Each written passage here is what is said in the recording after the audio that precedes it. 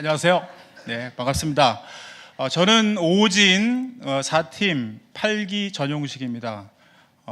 이렇게 여러분들 앞에서 간증하게 되니까 사실 어저께 저녁부터 심장이 쫄깃쫄깃해지고 굉장히 아주 좀 이렇게 오랜만에 느끼는 그런 긴장감을 가지고 하루를 보낸 것 같습니다.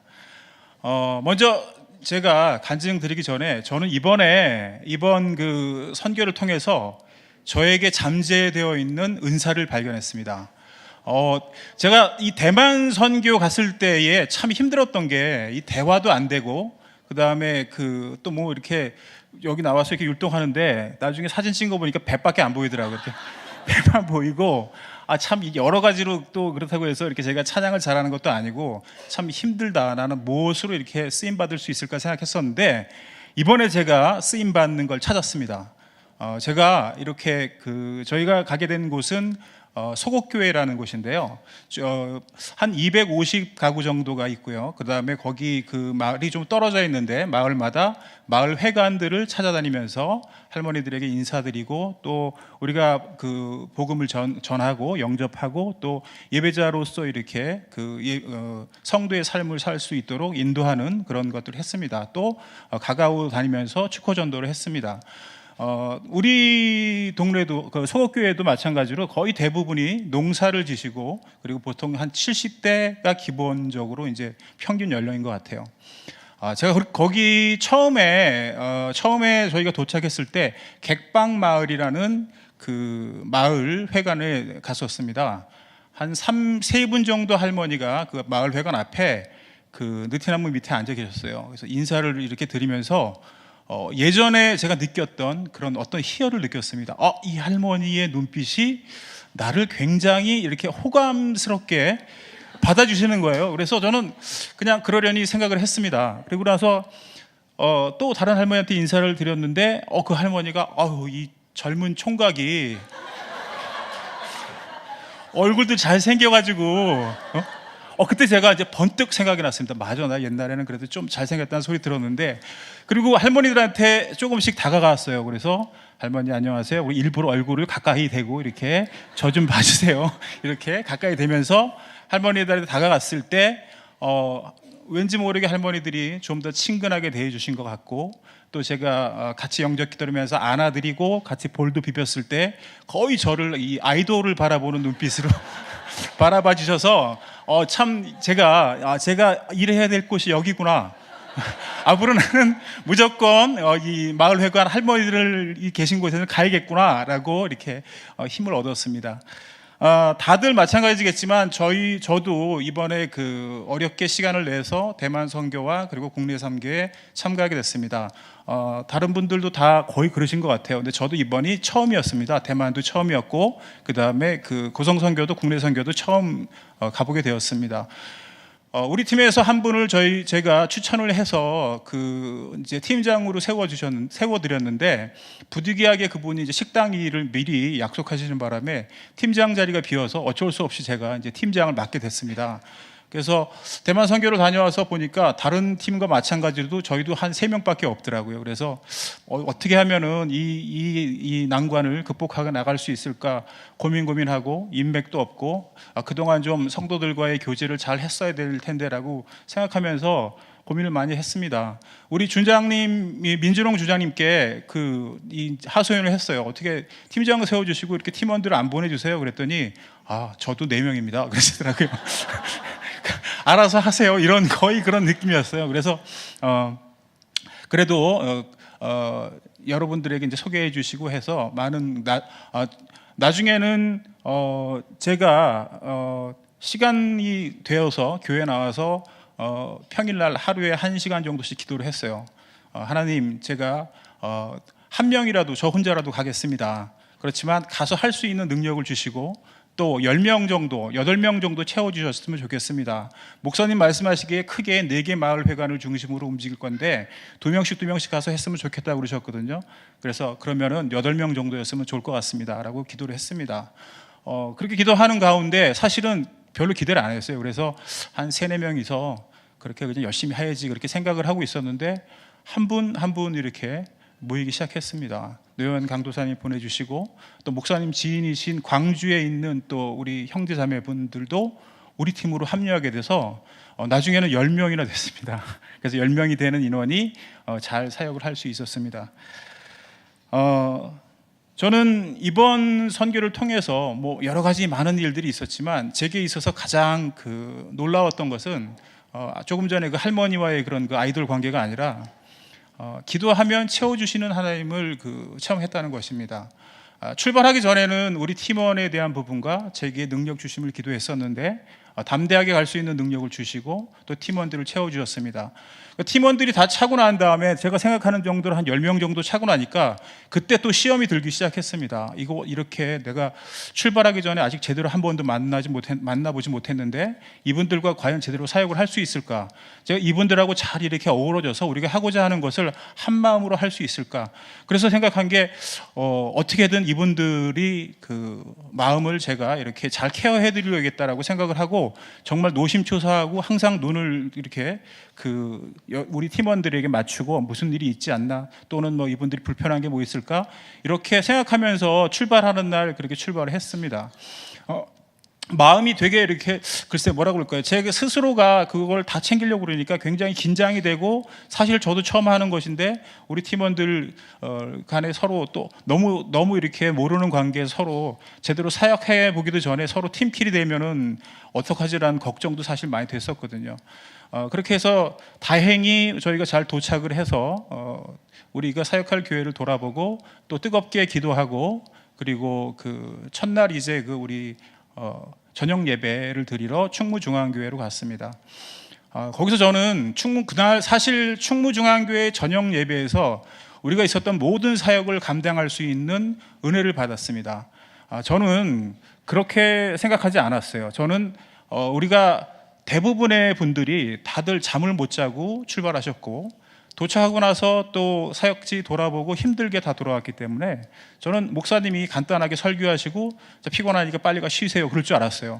근데 도착하자마자 세워놓고 1시간 동안을 찬양과 기도와 계속해서 몰아가시는데, 거기에서 제가 사실은 그때에 내 안에 계시는 성령님을 의지하게 되고, 그리고 저와 함께 하시는 하나님을 느끼게 되고, 그리고 앞으로의 사역에서도 함께 하실 하나님을 그때 확실하게 붙잡은 것 같습니다. 그래서 그 힘으로 제 스스로에게 제 스스로 하려고 했던 부분들을 맡길 수 있었던 것 같아요.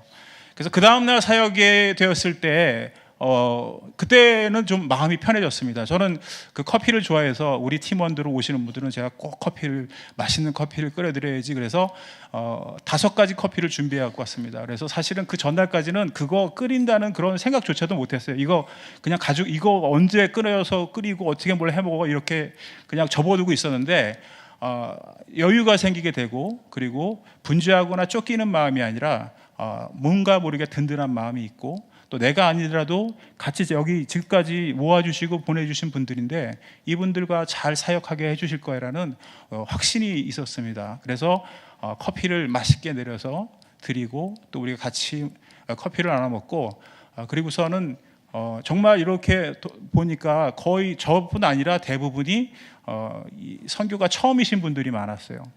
우리 영성 형제는 나중에 쉐어링할 때 그런 얘기를 하더라고요. 본인은 이번에 와서 이제 이 선교에 머리를 얹었다 그런 얘기를 할 정도로 다들 처음이었습니다. 그래서 같이 커피를 나누면서 저도 처음이고 아는 게 없으니까 붙잡을 게 없었어요. 그래서 오직 모르니까 풋내기 정신으로 오직 하나님만 붙잡았습니다. 우리 안에서 기적을 행하시는 성령님을 붙잡았습니다. 그리고 우리 마음이 그 성령이 의지할 때까지 기도했습니다. 아마 제가 섬기는 교회가 아닌 다른 교회에서 그렇게 오래 기도해 본 건 처음인 것 같아요. 그것도 그 전날 피곤한데 1시간 동안 서서 찬양하고 기도했던 것 때문에 충분히 해낼 수 있었던 것 같습니다. 우리는 모두 다 같이 기도하고, 그리고 모두 성령 충만하게 사역을 시작할 수 있었습니다. 우리 윤경자매는 눈물을 흘리면서 기도했고, 또 우리 한성숙 집사님은 평소에 그러신 분이 아닌데 소리를 지르면서 이렇게 크게 큰 소리로 기도를 하셨습니다. 정말 우리가 기도하는 것이 아니라 어떤 기도가 이끌려가고 있음을 느낄 정도로 충만히 기도를 하고 그리고 성령의 이끌림을 따라서 우리가 사역을 시작할 수 있었습니다. 가는 곳마다 마을마다 다 반겨주는 분이 있는 것도 아니었고 어떤 마을에는 들어가서 우리 자매분들이나 우리 집사님이 몸이 아프다고 그러는 분도 있었고 그 마을을 나올 때 풀렸다고 그러는 분도 있었습니다.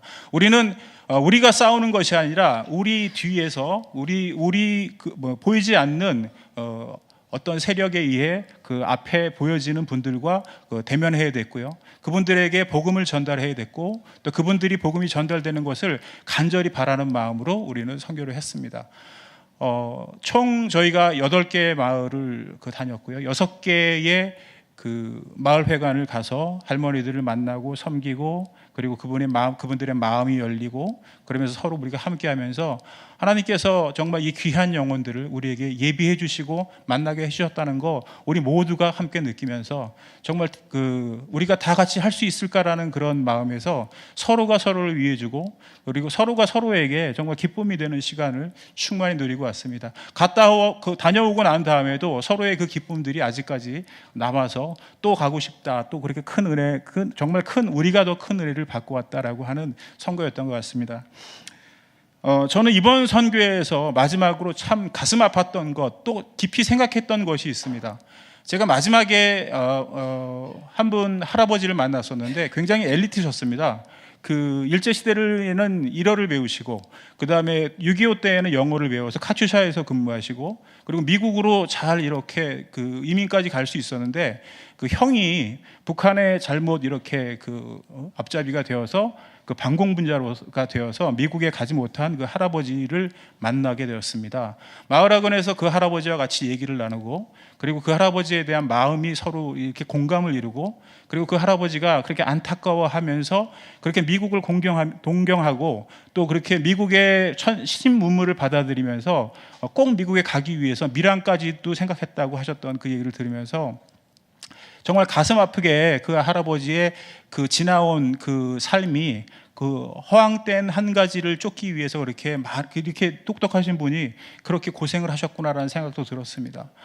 그리고 저는 그 할아버지에게 미국 시민권보다 더 큰 천국 시민권을 얻는 방법을 가르쳐 드렸습니다. 그리고 그 할아버지에게 영접하고 우리가 같이 기도해서 나중에 우리가 천국에서 할아버지가 미국은 가지 못하셨지만 천국에서는 꼭 우리가 더 좋은 천국에서는 꼭 만나서 그때 누리신 것보다 더 큰 것을 누리시기를 바란다고 할아버지께 전했습니다. 거기까지는 제가 그렇게 크게 놀랄 일은 아니었습니다. 하지만 정말 제가 놀랐던 것은 그 할아버지의 그 자녀들이 교회에 다니고 있고 또 때때로 그곳에 내려오면은 같이 그 할아버지를 모시고 소곡교회로 나온다고 그랬습니다. 나중에 목사님께 그 얘기를 들었는데 근데 그 할아버지가 제가 돌아가려고 그러는데 나는 이렇게 좋은 얘기를 아직까지 들어보지 못했어 라고 얘기하셨어요. 나는 지금까지 그러니까 그 할아버지가 그렇게 얘기를 하진 않으셨지만 교회를 가자는 얘기는 했었지만 어떻게 해야 영접하고 어떻게 해야 천국 가는지 복음에 대해서는 아무도 얘기해 주지 않았던 것입니다.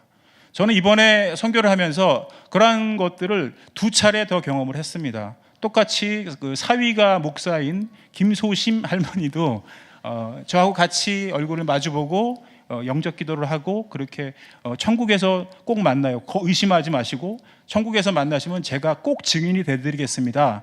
만약에 그때 누가 물으시면은 저를 얘기하시면 제가 꼭 증인이 되드릴게요. 그랬더니 그 할머님이 그러시더라고요. 나는 가고 너는 있으면 어떡하냐. 그래서 제가 그러면은 절 부르지 마시고 저한테로 오세요. 제가 그렇게 말씀드렸었는데 그분도 마찬가지로 어떻게 천국을 갈 수 있는지 복음이 무엇인지를 모르고 계셨습니다. 정말 저는 다시 한번 생각해 봤습니다. 우리가 복음을 전하러 왔는지 이분들을 교회로 모시고 가기 위해서 왔는지 그리고 이렇게 우리가 가고 나면은 몸이 불편해서 교회에 못 오시는 할머니 할아버지는 과연 어떻게 해야 될 것인지 참 마음이 아팠습니다. 그리고 정말 복음이 우리가 전하는 사람이 있어야겠다. 그리고 뭐 앞으로 우리가 다른 거보다 제일 중요한 핵심을 놓쳐서는 안 되겠다. 복음은 꼭 전해야겠다라는 생각을 했습니다. 마지막으로 목사님 돌아와서 설교하시는 말씀이 마음에 확 와닿습니다. 일꾼을 길러야 한다. 그리고 앞으로 이를 위해서 준비해서 다음번에 나갈 때는 정말 이번처럼 같이 할 수 있는 분들을 구하지 못해서 이렇게 힘들어하지 않고 저하고 같이 가자 그러면 이렇게 막 올려오시길 그렇게 될 수 있도록 해야겠다라는 생각을 한 것 같습니다. 네, 여기까지 마치도록 하겠습니다. 감사합니다.